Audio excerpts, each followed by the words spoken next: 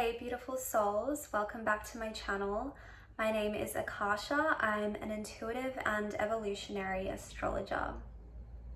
Today I'm feeling called to talk about the astrological energies that have been present this month of November. I'm feeling called to do this at the end of every month to give us a chance to reflect on the energies that have been present and what they have been reflecting to us internally and externally. I'm also going to upload an astrological energy forecast at the beginning of each new month. Before I continue, I want to let you know that I don't follow the modern, mainstream Western system of astrology, commonly known as tropical astrology. I follow the system that is accurately aligned with the true positions of the celestial bodies in the constellations, commonly known as true sidereal astrology. If you'd like to know more about this, check out my first video, Realigning with Real Astrology. Okay, so let's get into it. Let's explore the energies that have been present this month. So for the majority of the month, the sun was traveling through the constellation of Libra. And while the sun was in Libra, the earth, yes, the earth, I have started to include the earth in my astrological insights as she is a part of the cosmos after all, and I just feel it makes sense for her to be included. She deserves to be included. I've seen other astrologers start to do this as well, and it just really resonates with me a lot. So while the sun has been in Libra, the earth has been in the opposite sign of Aries.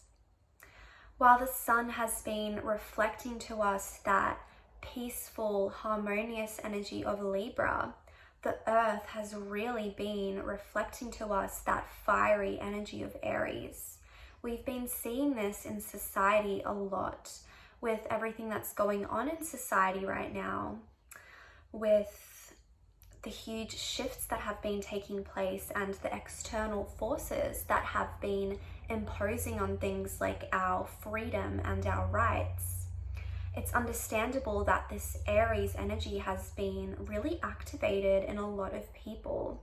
Aries rules our relationship with ourself, with our identity and our boundaries and desires and beliefs. Aries rules our physical body and our primal instincts, our survival instincts, our urge to protect ourselves. Aries is very linked to the root chakra and our connection with the earth and that animalistic instinct. With everything that's been going on, it's understandable that a lot of people's survival instincts have been activated, and a lot of people have been really moving from a place of fear or a place from which they are just trying their best to protect themselves. We've been seeing a lot of division, a lot of people arguing about personal beliefs. This is understandable considering everything that has been going on. But the sun has really been illuminating that energy of Libra, that energy that takes us from the self to other. And this energy has been calling us to reflect on how our actions affect others and the world around us. Libra reminds us that it's not just about us. Our connection with others matters too. Libra reminds us that we are not separate. We are all connected. And it's this connection that matters so much more than our personal beliefs, especially as something like beliefs can be such a temporary part of our identity. Think of how many things you've been so sure of, and then you've been presented with new information or experienced something yourself that shifted your perspective. Libra has really been reminding us to remember our connection and to come together, to work together, to create peace and protection for all of us, rather than fighting with each other. We've been experiencing a lot of shifts in society, a lot of shifts within the corrupt systems that have a lot of power right now. And Libra is really reminding us that this is such a powerful time to turn to each other and create community rather than relying on these systems that are pitting us against each other. Libra has been calling us to come together and work together. Libra has been reminding us that peace on earth is possible, but we have to create this peace. This external reality is simply a reflection of our inner reality. So once we cultivate this peace within, we will see it on the outside.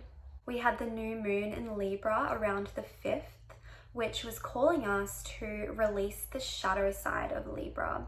So every astrological archetype has a shadow side as well as a positive side. And while the beautiful, harmonious, peaceful energies of Libra are so needed on earth, of course, it's possible to be out of balance with this energy as well, to be too polarized in it. And when we are too polarized in our Libra energy, we begin to feel out of touch with things like our boundaries and desires and being able to stand up for ourselves and protect ourselves, which is what Aries is all about. So I feel that this month has really been calling us to balance these energies of Libra and Aries so that we can have a healthy relationship with ourselves and others, so that we can really channel that energy of Aries, that sacred rage and that warrior energy, so that we can use it in a positive way to protect ourselves and protect others, and come together with that Libra energy, come together and really combine these energies to take action on changing what needs to be changed in society. And rather just protecting ourselves and fighting with each other, we can come together and create peace and protection for all of us. It is important to have this Aries energy integrated. If we're not in touch with our boundaries, we won't be able to stand up for ourselves. We will move from a place of fear or from a place of wanting to just maintain that peace on the outside, and we will end up agreeing to do things we don't really want to do. We need to have both the energies of Aries and Libra integrated and in balance. So at the beginning of the month, Mercury, the planet that reflects our relationship with our mind, with logic, with our thoughts, with our mental health, with the way we learn and communicate, and the way we use things like technology, social media, because that is a creation of the mind and we use it to communicate and share information, which is very related to Mercury. So Mercury was moving through the constellation of Virgo from the start of the month until around the 10th, when Virgo shifted into Libra. So while Mercury was in Virgo, Virgo is an earth energy that is very connected to the body. So I really feel that during this time we were being really called to come into balance between mind and body. We live in a society that really overemphasizes the mind and logic, and so many of us are disconnected from our bodies. So I feel that this transit was really calling us to come into balance and remember the wisdom that is stored within the body as well, the wisdom that is stored within the earth. We can't learn everything through the mind. We need to bring everything down into the body and be embodied, and it's just such a healing and powerful thing to do. Then around the 10th, Mercury shifted into the constellation of Libra. So more of that Libra energy coming through, asking us to come into balance within our mind and reflect on and feel into whether there was any areas that we had become out of balance with our thoughts, our mental health, the way we use technology and social media, the way that we communicate with each other. This is a big one because, of course, Mercury rules communication, and Libra, this is very relevant to Libra as well because Libra rules relationships, and of course, relationships need communication. Communication is a very necessary and important element of relationships. And again, feeling into the energy of Libra and the opposite sign Aries when we are in relationship, when we are in communication with others. Where are we coming from? Are we coming from a place of only considering ourselves, or are we actively listening to the other person and being considerate of them as well? When we are communicating with each other, especially about topics that can be quite sensitive, such as different beliefs or about emotions, are we taking a moment to process how we feel and how our mind is reacting to what another person is saying to us? Are we feeling triggered? Are we taking things personally? Are we reacting straight away from a place of defensiveness? Or are we taking a moment to process how our body and our mind are reacting to what someone has said to us, and trying our best to communicate and listen mindfully? Venus, the planet reflecting our relationships, very connected to Libra, but this month Venus has been in Sagittarius, so moving through the constellation of Sagittarius. Sagittarius is an archetype that is all about freedom and growth and exploration and moving out of comfort zones. So this month I really feel that for a lot of us, the idea of what relationships and what love is has really been expanding and shifting out of these societal constructs that it has often been trapped in for a very long time in society. Venus in Sagittarius has really been calling us to let go of these limiting beliefs, this conditioning and programming relating to the ways that we relate with others. Venus will remain in Sagittarius throughout the rest of the month. Mars, the planet of action, the planet that rules very similar themes to Aries, was moving through the constellation of Virgo from the start of the month until around the 12th. So again, Virgo is very connected to the earth and our body, and Mars is very connected to our body as well. So during this time, we were really being called to ground ourselves and feel into what our bodies were communicating with us, what the earth was communicating to us.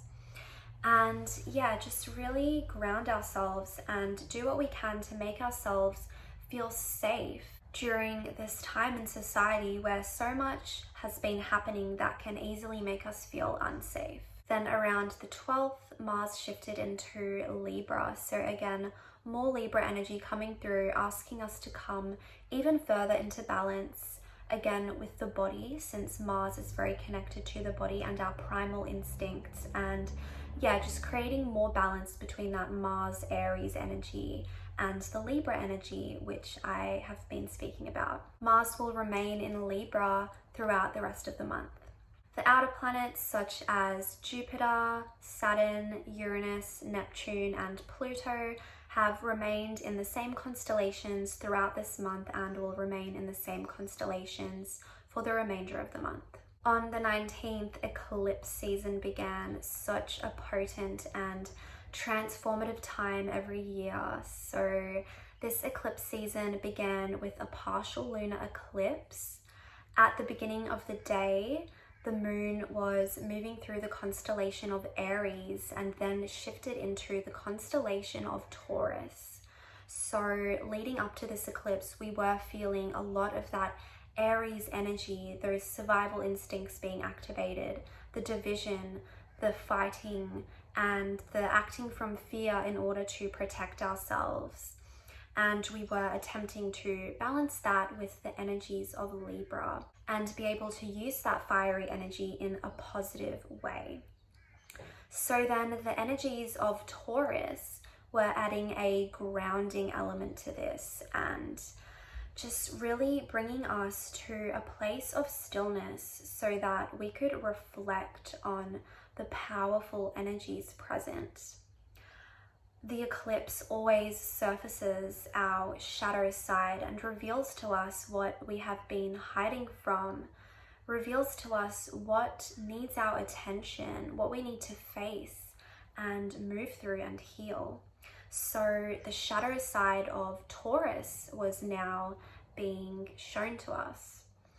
Taurus is very connected to this physical realm, to everything that is solid. Taurus is all about enjoying the comfort and pleasures of life, but the shadow side of Taurus means that we can get very attached to this physical realm, to things being solid and staying the same. We can get very attached to things staying the same because that is what is comfortable and safe.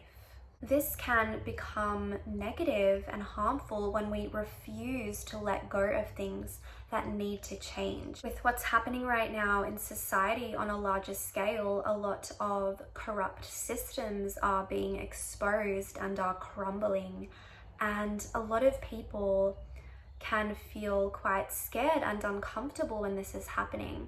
A lot of people are really feeling a push right now from their higher guidance or inner guidance, feeling a push to really move out of their comfort zone and move in a new direction. But a lot of people are staying attached to ways of living that are just no longer serving them anymore. Ways of living that are not serving their happiness and health and healing and growth. So this is the shadow side of Taurus, really staying attached to comfort and attached to things staying the same when that is not the nature of life.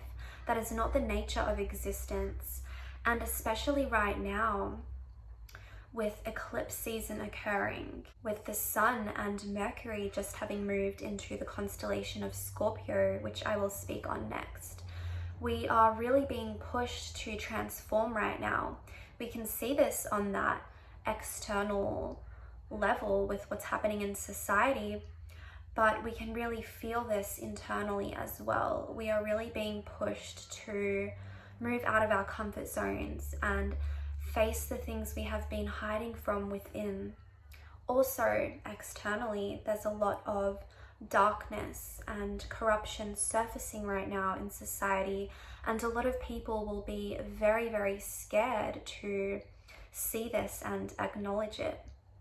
This is understandable, of course, but if we don't acknowledge the darkness, it can never be transformed. So as we move into this Scorpio energy, the Sun is now moving through the constellation of Scorpio, and so is Mercury. The Sun is illuminating these energies. The Sun is shining a light on the shadows, so they are no longer shadows because we can see them. But this will be very scary to a lot of people. A lot of people are still really in that comfort zone. They're not wanting to face what has been going on in the shadows, in society and within themselves. But if we do not face it, we cannot heal it. We need to be doing this on an internal and external level if we want to see any positive change happening within and without. Mercury moving through Scorpio will really call us to turn our attention to our relationship with our mind, with our thinking patterns, our beliefs, and our mental health, and reflect on these themes of Scorpio.